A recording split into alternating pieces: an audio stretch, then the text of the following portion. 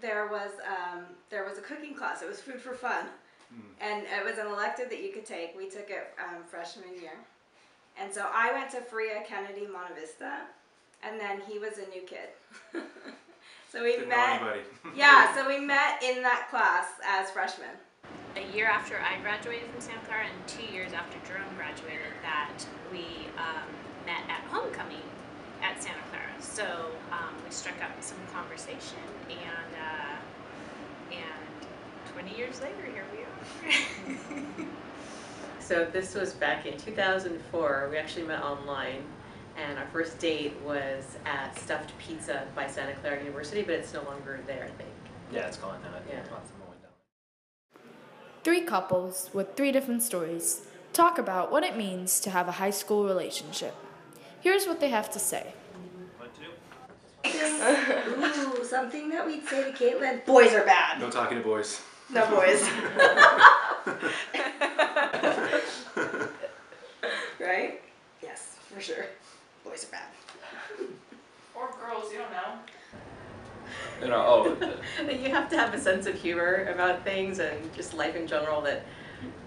That's more like I don't know. I guess it would apply to a high school relationship too. Yeah.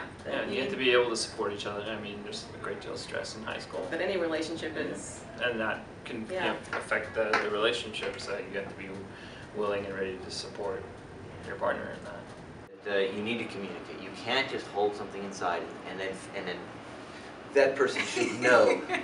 She should know what I'm thinking. If she loved me, she'd know what I'm thinking. You can't do that. You can't do that. You have to verbalize it and have a conversation around it and do it in a positive way, not in a criticizing or derogatory or contemptuous way. But you've got to have those conversations. I think a good piece of advice for first-time love in high school would be just to remember that love is great, but it's just a part of who you are.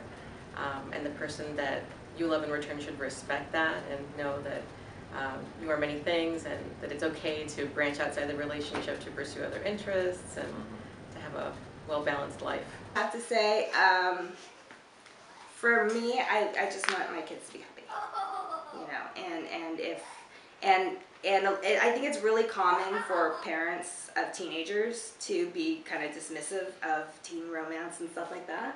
And we try not to be, just because we were a teen romance. We were, yeah, and we didn't, you know, it's we want always people to take us seriously, so we try to do the same. Right. I mean, so it's just kind of like you put yourself in someone else's shoes, and when we were teenagers, you know, we wanted to be taken seriously, and you know, we want to be able to do that for our kids too.